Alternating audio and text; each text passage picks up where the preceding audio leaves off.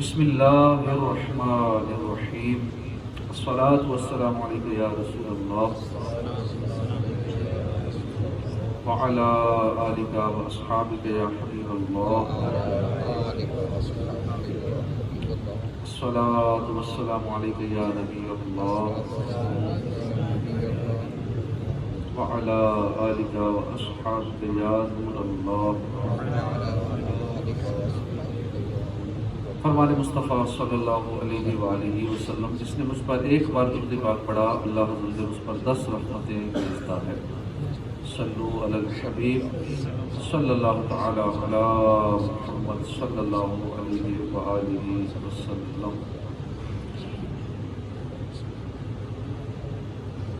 رمضان المبارک رحمت و مغفرت اور جہنم سے آزادی کا مہینہ ہے، لہٰذا اس رحمتوں و برکتوں بھرے مہینے کے فوراً بعد ہمیں عید سعید کی خوشی منانے کا موقع فراہم کیا گیا ہے، اور عید الفطر کے روز خوشی کا اظہار کرنا مستحب ہے۔ اللہ کے فضل و رحمت پر خوشی کرنے کی ترغیب قرآن مجید میں بھی موجود ہے۔ قل بفضل اللہ وبرحمتہ فبذلک فلیفرحوا، تم فرماؤ اللہ ہی کے فضل اور اسی کی رحمت اور اسی پر چاہیے کہ خوشی کرے۔ نبیوں کے سلطان رحمت عالمیان سردار دو جہان محبوب رحمان صلی اللہ علیہ وسلم کا فرمان برکت نشان ہے، جس نے عیدین کی رات یعنی شب عید الفطر اور شب عید الاضحیٰ طلب ثواب کے لیے قیام کیا، اس کا دل اس دن نہیں مرے گا جس دن لوگوں کے دل مر جائیں گے۔ ایک اور مقام پر حضرت سیدنا معاذ بن جبل سے مروی ہے، فرماتے ہیں جو 5 راتوں میں شب بیداری کرے اس کے لیے جنت واجب ہو جاتی ہے۔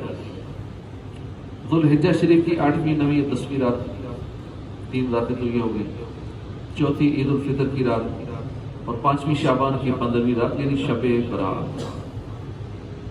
سیدنا عبداللہ ابن عباس رضی اللہ عنہما کی ایک روایت یہ بھی ہے کہ جب عید الفطر کی مبارک رات تشریف لاتی ہے تو اسے لیلۃ الجائزہ کہتے ہیں، یعنی انعام کی رات۔ جب عید کی صبح ہوتی ہے تو اللہ عز و جل اپنے معصوم فرشتوں کو تمام شہروں میں بھیجتا ہے، چنانچہ وہ فرشتے زمین پر تشریف لا کر سب گلیوں اور راہوں کے سروں پر کھڑے ہو جاتے ہیں اور اس طرح ندا دیتے ہیں، اے امت محمد صلی اللہ علیہ وآلہ وسلم، اس رب کریم کی بارگاہ کی طرف چلو جو بہت زیادہ عطا کرنے والا، بڑے سے بڑا گناہ معاف فرمانے والا ہے۔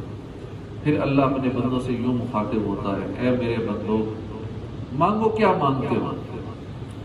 میرے عزت و جلال کی قسم، آج کے روز اس نماز عید کے اجتماع میں اپنی آخرت کے بارے میں جو کچھ سوال کرو گے پورا کرو گا، اور جو کچھ دنیا کے بارے میں مانگو گے اس میں تمہاری بھلائی کی طرف نظر کروں گا، جس میں تمہاری بہتری ہوئی وہ تمہیں عطا کروں گا۔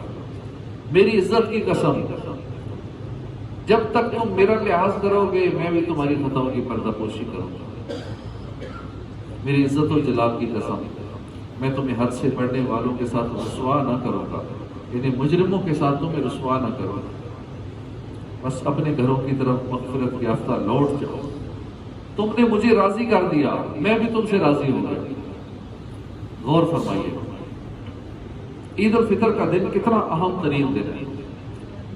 اس دن اللہ کی رحمت نہایت جوش پر ہوتی ہے، دربار خداوندی سے کوئی سائل مایوس نہیں لوٹایا جاتا۔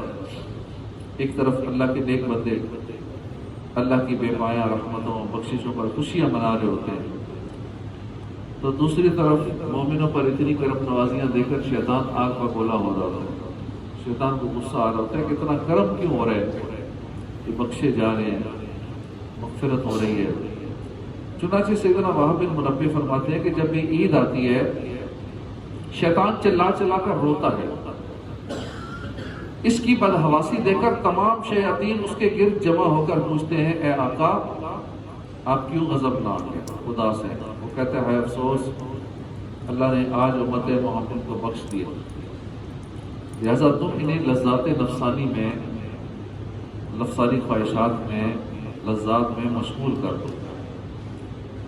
دیکھا آپ نے کہ شیطان پر ان کا دل کتنا گراں گزرتا ہے، لہذا وہ شیاطین کو حکم صادر کرتا ہے کہ مسلمانوں کو تم نفسانی لذات میں، خواہشات میں مشغول کر دو۔ ایسا لگتا ہے کہ شیطان اس وار میں کامیاب ہوتا نظر آ رہا ہے۔ عید کی آمد پر ہونا تو یہ چاہیے تھا کہ عبادات اور حسنات کی کثرت اور بہتات کر کے رب کائنات کا زیادہ سے زیادہ شکر ادا کیا جائے، مگر افسوس اب اکثر مسلمان عید سعید کا حقیقی مقصد ہی بھلا بیٹھے۔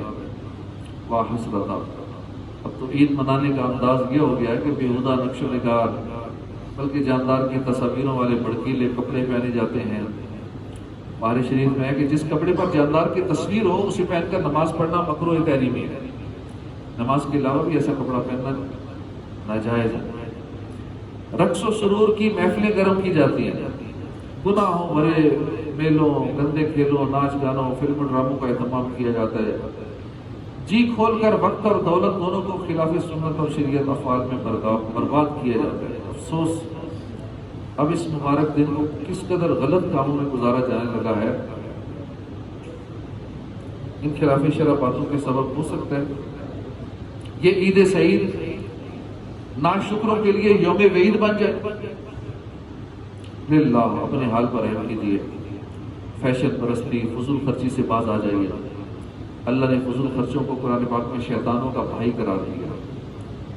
ولا تبذر تبذیرا ان المبذرین کانوا اخوان الشیاطین وکان الشیطان لربہ کفورا۔ اور فضول نہ اڑا، بے شک اڑانے والے شیطانوں کے بھائی ہیں، اور شیطان اپنے رب کا بڑا ناشکرا ہے۔ تفسیر صراط الجنان میں لکھا ہے ولا تبذر تبذیرا، فضول خرچی نہ کرو، یعنی اپنا مال ناجائز جگہ پہ خرچ نہ کرو۔ حضرت عبداللہ بن مسعود سے تبذیر کے بارے میں سوال کیا گیا، تو آپ نے فرمایا کہ جہاں مال خرچ کرنے کا حق ہے اس کے بجائے کہیں اور خرچ کرنا تبذیر ہے۔ لہٰذا اگر کوئی شخص اپنا پورا مال حق یعنی اس کے مصرف میں خرچ کر دے تو وہ فضول خرچی کرنے والا نہیں ہے، اور اگر ایک درہم بھی کوئی باطل ناجائز کام میں خرچ کر دے تو وہ فضول خرچی کرنے والا ہے۔ اسراف بلا شبہ ممنوع ہے، ناجائز ہے۔ علماء کرام نے اس کی مختلف تعریفات بیان کی ہے کہ غیر حق میں صرف کرنا، اللہ کے حکم کی حد سے بڑھنا، ایسی بات میں خرچ کرنا جو شرع مطہر یا مروت کے خلاف ہو۔ اول یعنی خلاف شریعت خرچ کرنا حرام ہے، اور ثانی یہ کہ خلاف مروت خرچ کرنا مکروہ تنزیہ ہے۔ طاعت الہی کے غیر میں صرف کرنا، شرعی حاجت سے زیادہ استعمال کرنا، غیر طاعت میں بلا حاجت خرچ کرنا، دینے میں حق کی حد سے کمی یا زیادتی کرنا، ذلیل غرض میں کثیر مال خرچ کرنا، حرام میں سے کچھ یا حلال کو اعتدال سے زیادہ کھانا، لائق و پسندیدہ بات میں لائق مقدار سے زیادہ صرف کر دینا، بے فائدہ خرچ کرنا۔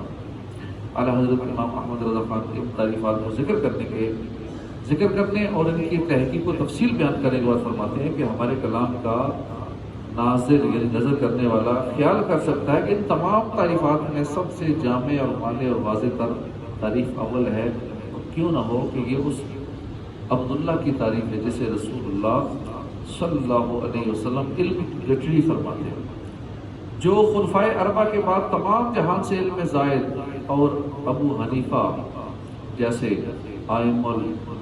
امام الائمہ کا مورث علم ہے۔ اعلیٰ حضرت نے تبذیر اور اسراف میں فرق سے متعلق جو کلام ذکر فرمایا اس کا خلاصہ یہ ہے کہ تبذیر کے بارے میں علماء کے دو قول ہیں۔ تبذیر اور اسراف دونوں کے معنی ناحق صرف کرنا ہے، یہی صحیح ہے کہ یہی قول حضرت عبداللہ بن مسعود اور حضرت عبداللہ بن عباس اور عام صحابہ کا ہے۔ تبذیر اور اسراف میں فرق ہے۔ تبذیر خاص گناہوں میں مال برباد کرنے کا نام ہے، اس صورت میں اسراف تبذیر سے عام ہوگا کہ ناحق صرف کرنا عبث میں صرف کرنے کو بھی شامل ہے، اور عبث مطلقاً گناہ نہیں ہے، چونکہ اسراف ناجائز ہے اس لیے یہ خرچ کرنا معصیت ہوگا، مگر جس میں خرچ کیا وہ خود معصیت نہ تھا اور عبارت کہ اس کی نافرمانی میں مت دے، اس کا ظاہر یہی ہے کہ وہ کام خود ہی معصیت ہو۔ خلاصہ یہ کہ تبذیر کے مقصود اور حکم دونوں معصیت ہیں، اور اسراف کو صرف حکم میں معصیت لازم ہے۔ انسان اور حیوان میں جو فرق کرنے والی چیز ہے وہ عقل ہے، عقل اور تدبیر، دور بینی، دور اندیشی۔ حیوانوں کو عموماً کل کی فکر نہیں ہوتی، اور عام طور پر حیوان جو ہے وہ کوئی بھی حرکت کرتا ہے، کوئی بھی کام کرتا ہے، اس میں کوئی حکمت نہیں ہوتی، برخلاف انسان کے۔ اور مسلمان کو تو نہ صرف دنیاوی کل کی بلکہ اس دنیاوی کل کے بعد ایک آنے والی اخروی کل ہے، مسلمان کو تو اس کی بھی فکر ہوتی ہے، ہونی چاہیے۔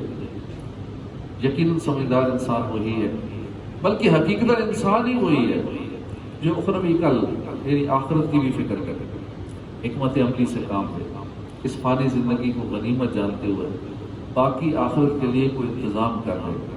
اب تو اکثر لوگ اپنی زندگی کا مقصد مال کمانا، ڈٹ کر کھانا، پھر خوب غفلت کی نیند سو جانا ہے۔ کیا کہوں، آپ کیا کار نمایاں کر گئے، میٹرک کیا، نوکر ہوئے، پینشن ملی اور مر گئے۔ زندگی کا مقصد صرف بڑی بڑی ڈگری حاصل کرنا، کھانا پینا، مزے اڑانا نہیں ہے۔ اللہ نے آخر ہمیں زندگی کیوں بخشی ہے، کیوں مرحمت فرمائی ہے؟ آئیے قرآن پاک کی خدمت میں عرض کریں کہ اللہ کی سچی کتاب تو ہی ہماری رہنمائی فرما کہ ہمارے جینے کا مقصد کیا ہے، مرنے کا مقصد کیا ہے۔ قرآن عظیم سے جواب مل رہا ہے، خلق الموت والحیات لیبلوکم ایکم احسن عملا۔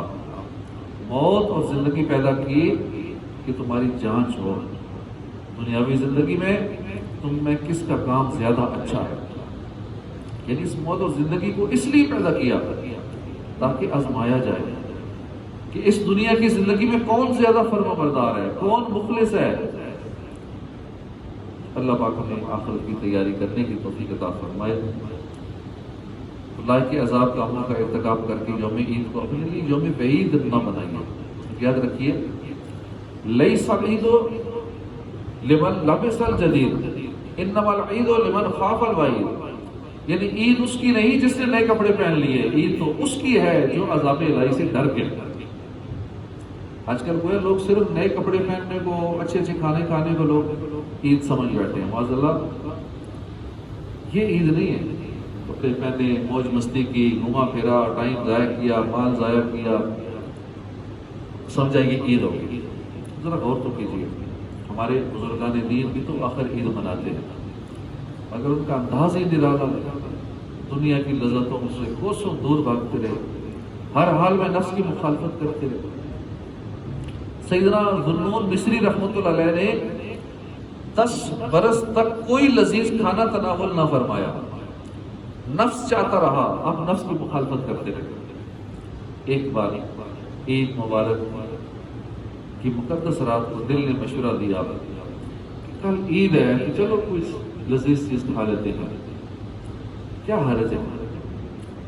اس مشورے پر آپ نے بھی دل کو آزمائش میں مبتلا کرنے کی غرض سے فرمایا کہ میں اولاً 2 رکعت نفل میں پورا قرآن ختم کروں گا۔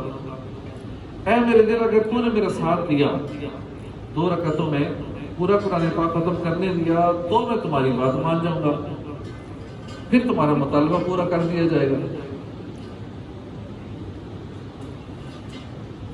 آپ نے عید کے دن یہ بات پوری کی، 2 رکعتوں میں آپ نے پورا قرآن پاک ختم کر دیا۔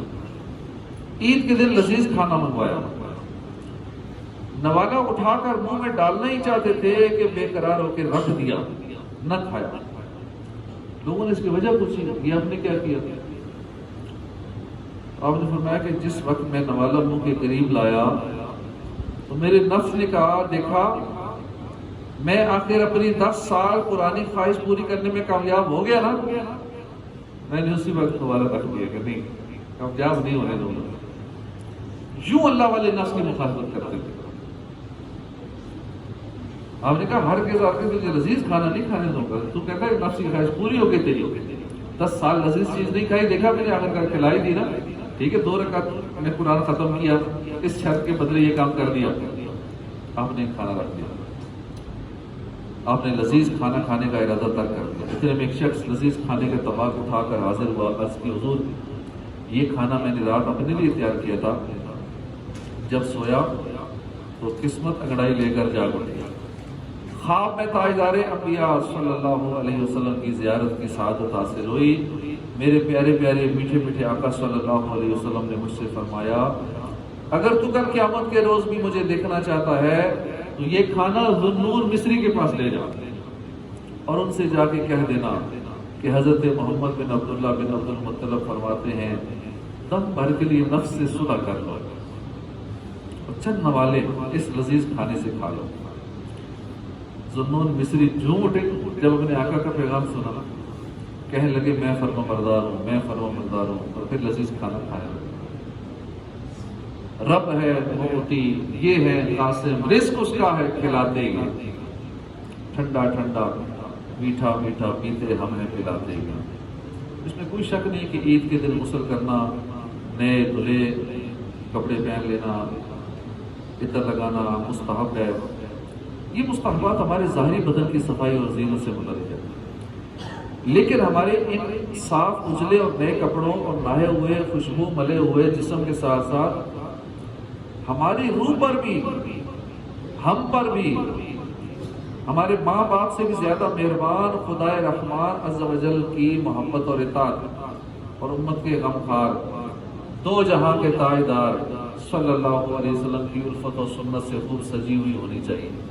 اب ذرا سوچیے تو صحیح، روزہ ایک نہیں رکھا، سارا ماہ رمضان اللہ کی نافرمانی میں گزرا، بجائے عبادات کے ساری رات فلمیں گانے باجے آوارہ گردیوں میں گزری ہو اور جسم و روح کو دن رات گناہوں میں ملوث رکھا ہو۔ آج عید کے دن انگلش فیشن والے پہ ڈنگے کپڑے پہن بھی لیے تو یوں سمجھیے گویا ایک نجاست تھی جس پر چاندی کا ورق چسپاں کر کے اس کی نمائش کر دیں۔ کسی نے پوچھا نا ویڈیو بندے سے روزے تو رکھو گے؟ کہتے نہیں روزے نہیں رکھیں گے، طبیعت خراب ہے، گھٹنے میں درد ہوتا ہے، بھوک لگتی ہے، بس یہ مسئلہ ہے، بھوک لگتی ہے، پیاس لگتی ہے، اس لیے روزے نہیں رکھتے۔ کیسے جینوئن ریزن پیش کرتے ہیں کہ بھوک لگتی ہے، پیاس لگتی ہے، اس لیے روزے نہیں رکھتے۔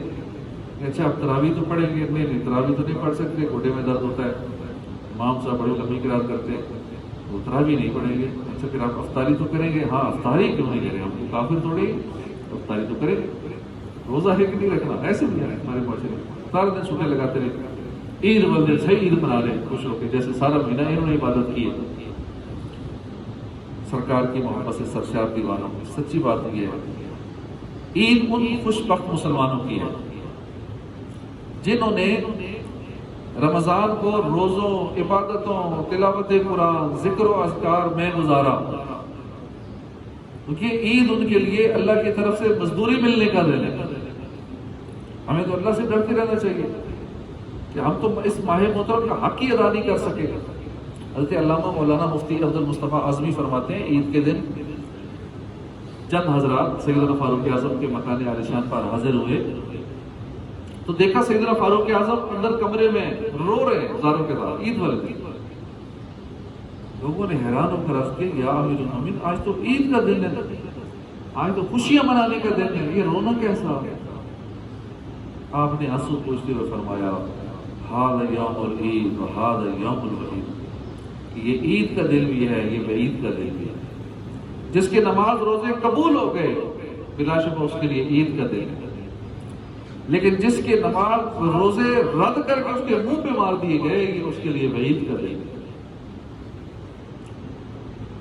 مزید فرمایا میں تو اس خوف سے رو رہا ہوں کہ انا لا ادری امن المقبولین ام من المطرودین، مجھے تو معلوم نہیں ہے کہ میں مقبول ہوں یا میں رد کر دیا گیا ہوں۔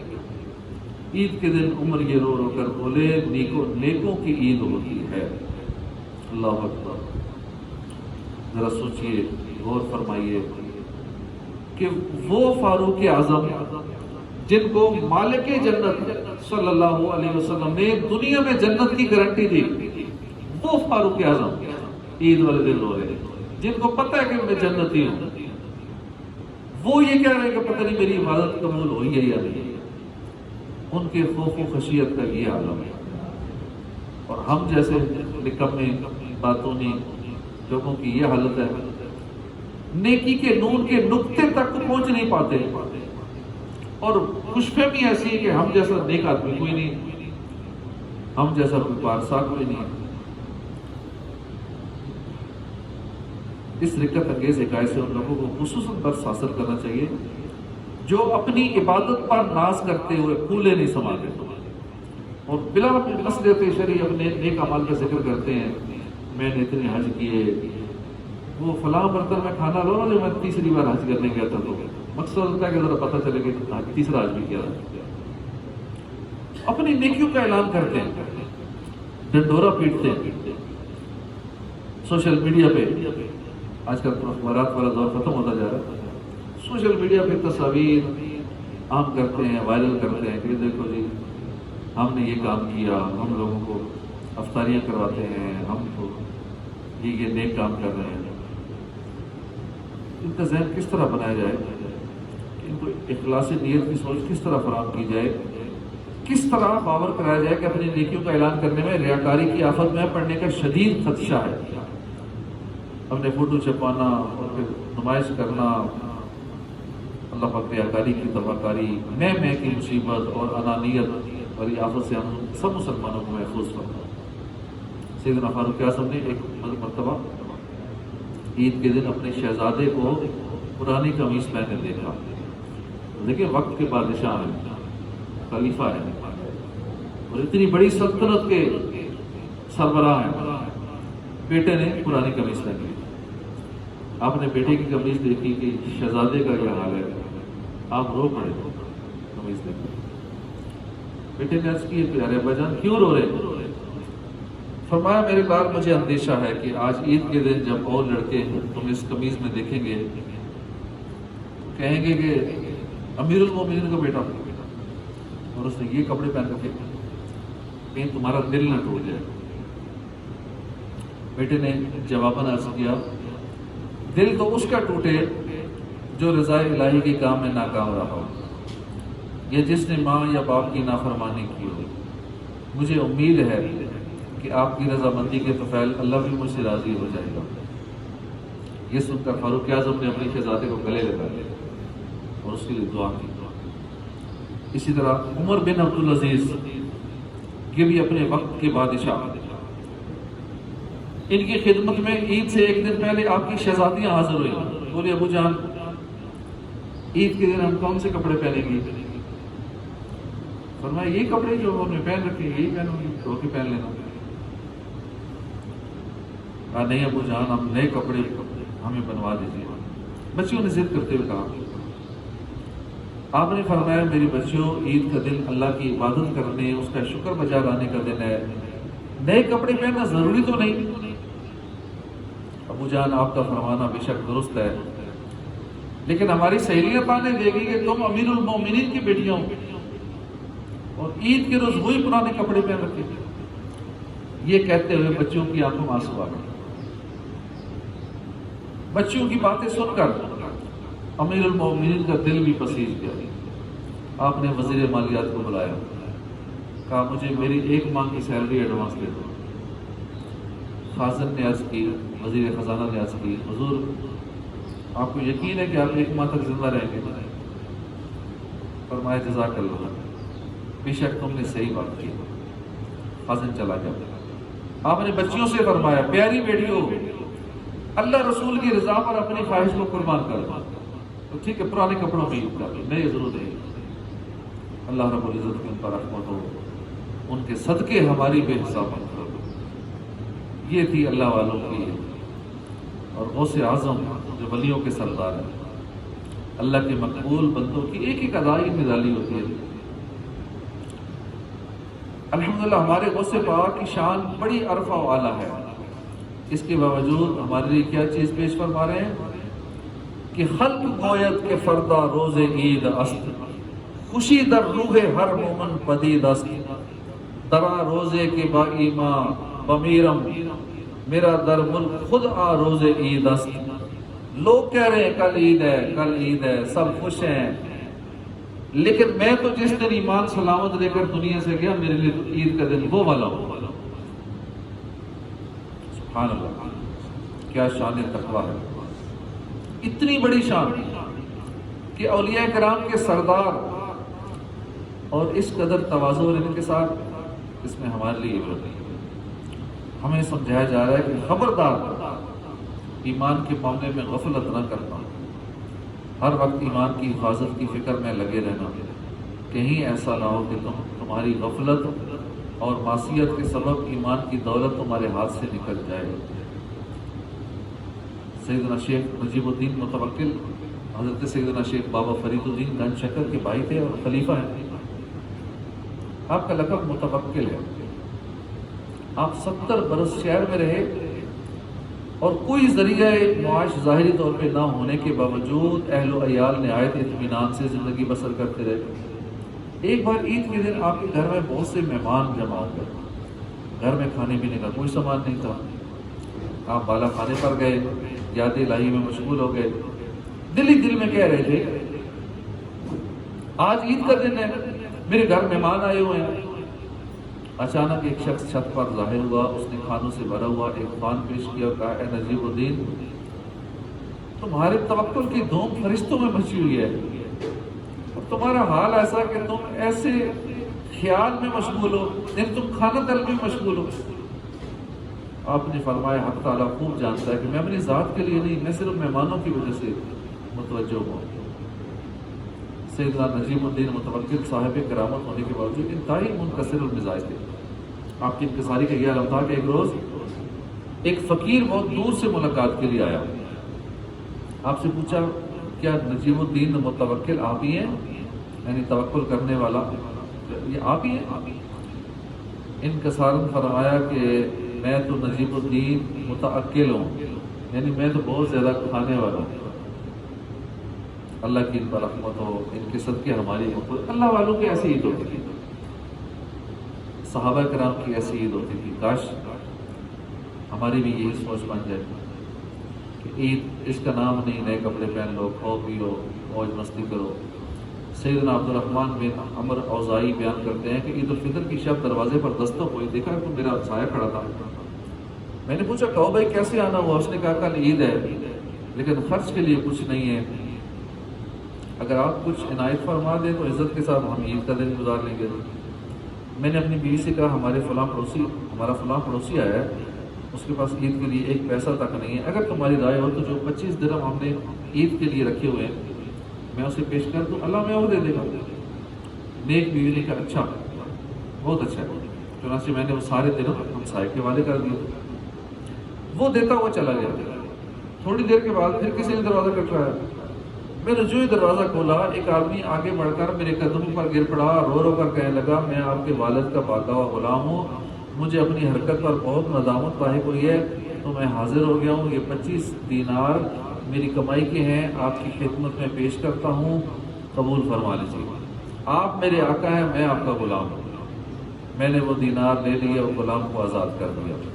پھر میں نے اپنی بیوی سے کہا خدا کی شان دیکھو کہ اس نے ہمیں درہم کے بدلے دینار عطا فرما دیے۔ یعنی درہم چاندی کے اور دینار یہ سونے کے سکے ہوتے ہیں، سونا شروع سے مہنگے ہوتے ہیں۔ اللہ پاک کی ان پر رحمت ہو، ان کے صدقے ہماری بے حساب مغفرت۔ یہ ہوتی تھی اللہ والوں کی عیدیں۔ اللہ پاک ہمیں بھی ایسے ہی عید کرنے کی توفیق عطا فرمائے، آمین بجاہ نبی الامین صلی اللہ علیہ وآلہ وسلم۔